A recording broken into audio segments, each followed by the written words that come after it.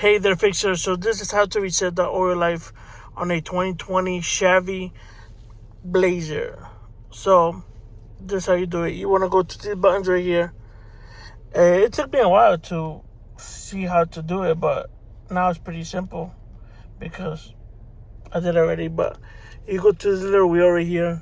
You go up and down, and you can also reset the oil, air filter on this. So that's good. So let me show you how to reset the oil filter first. You right there, I reset it. You just press the center one, the little wheel. You press, well, you go to the right, sorry.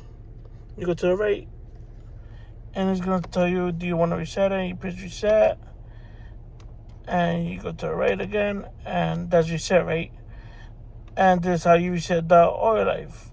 So you just, when you reach there, you just press and hold the middle one. And it should reset for you guys. I already did it, so it's not going to reset again. But that's how you do it, guys. Like and subscribe. Thanks for watching.